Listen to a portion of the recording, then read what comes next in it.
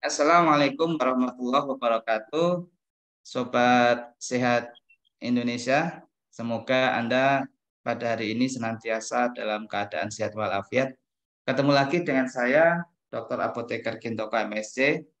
Pada kesempatan ini adalah edisi spesial kita membahas perkara Tibu Nabawi atau yang biasa kita kenal juga dengan istilah prophetic medicine, ada lagi yang menyebutnya adalah kedokteran Nabi. Dalam konteks kedokteran Nabi ini sebetulnya kita bisa menjadikan Tibu Nabawi ini sebagai solusi atas permasalahan yang terjadi di dunia kesehatan di Indonesia ini.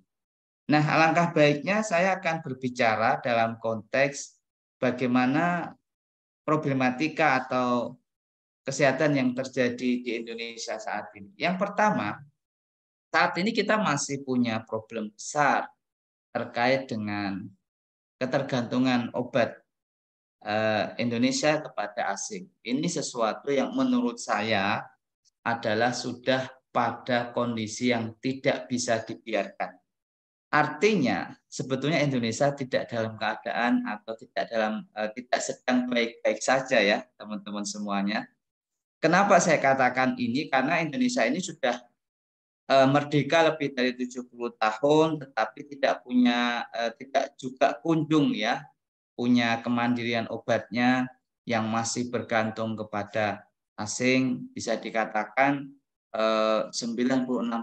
Coba bayangkan ya, 96% nasib dari bangsa Indonesia ini itu diserahkan, digantungkan kepada pihak asing gitu. Tentu dalam konteks kehidupan kita sebagai seorang Muslim yang mayoritas menduduki atau ada di Indonesia ini, tentu ini menjadi sesuatu yang sangat penting. Kemudian kita menggali, mencari solusi atas problematika yang terjadi di bidang kesehatan. Salah satunya adalah ketergantungan akan obat-obatan yang ada di Indonesia.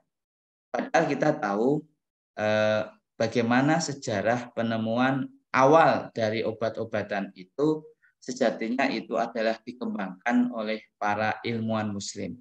Sehingga di sana ada istilahnya Islamic Pharmacy.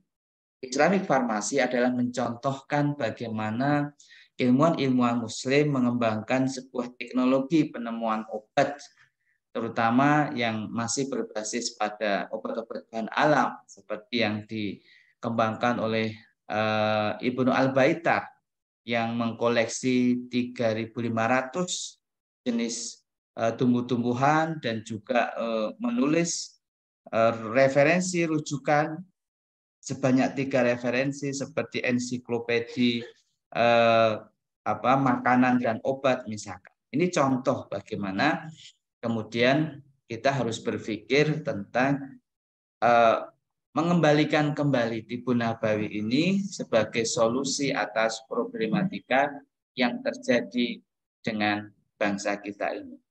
Yang kedua, problematika itu terjadi berkaitan dengan masih tingginya angka penyakit tidak menular di Indonesia ini, terutama adalah yang didominasi oleh penyakit-penyakit seperti jantung, ya, stroke, gagal ginjal, kanker, dan lain-lain.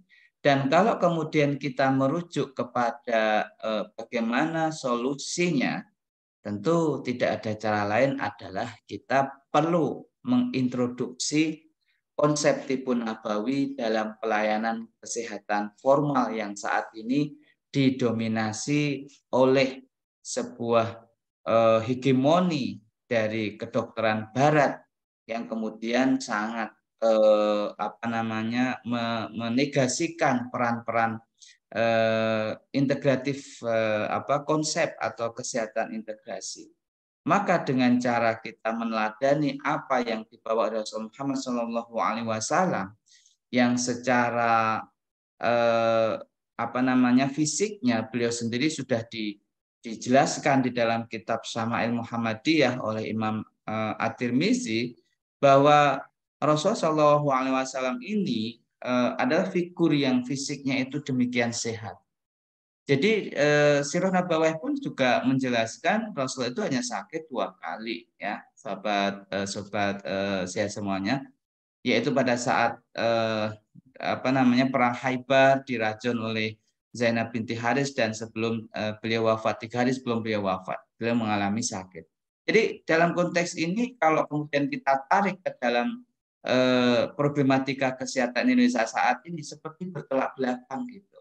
Karena Rasulnya itu begitu sangat sehatnya, tetapi mayoritas penduduk bangsa ini, yaitu 85% adalah Muslim, tetapi kondisi derajat kesehatannya itu adalah dalam kondisi yang sangat memprihatinkan. Seperti yang tadi saya katakan, kita masih dengan problem yang sangat serius berkaitan dengan angka kematian yang masih tinggi di Indonesia, yang didominasi oleh penyakit-penyakit tidak menular tadi, dan juga angka kesakitan yang masih tinggi juga, yang didominasi oleh penyakit-penyakit seperti hipertensi, diabetes. Perlu diketahui ya, sobat sehat semuanya, Indonesia adalah nomor 4 penderita diabetes terbesar di dunia setelah Cina, India, Amerika, dan Indonesia.